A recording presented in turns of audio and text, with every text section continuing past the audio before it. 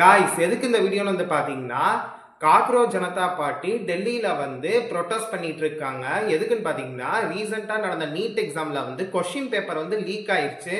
So league ஆனதுனால system வந்து சரியில்ல. அது மட்டும் இல்லாம சிபிஎஸ்இ போர்டு எக்ஸாம்ஸ்லயும் வந்து பார்த்தீங்கன்னா, நெறைய பேருக்கு வந்து பார்த்தீங்கன்னா, மார்க்ஸ் வந்து பார்த்தீங்கன்னா கம்மியா வந்திருக்கு. ஒழுங்கா திருத்தலன்னு சொல்லி நெறைய ஸ்டூடண்ட்ஸ் வந்து பார்த்தீங்கன்னா, கம்ப்ளைண்ட் பண்ணியிருந்திருக்காங்க. ஸோ எஜுகேஷன் சிஸ்டம் வந்து பார்த்தீங்கன்னா சரியில்ல. அதனால எஜுகேஷன் மினிஸ்டர் தர்மேந்திர பிரசாத் வந்து ரிசைன் பண்ணணும்னு சொல்லி தான் இந்த போராட்டத்தையே வந்து பார்த்தீங்கன்னா சிஜேபி பார்ட்டி வந்து நடத்த ஆரம்பிச்சிருக்காங்க.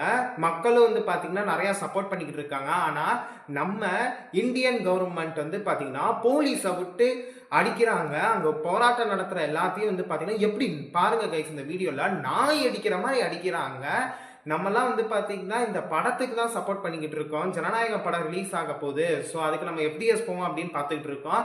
ஆனால் நார்த் இந்தியாவில் வந்து பார்த்தீங்கன்னா இதுக்கு எதிராக போராடிக்கிட்டு இருக்காங்க. அவங்க வந்து பார்த்தீங்கன்னா ப்ரொட்டஸ்டில் இறங்கி மக்கள் வந்து பிற்காலத்தில் வந்து நல்ல எஜுகேஷன் கிடைக்கணும், குவாலிட்டியான எஜுகேஷன் கிடைக்கணுன்றதுக்காண்டி போராடிக்கிட்டு இருக்காங்க.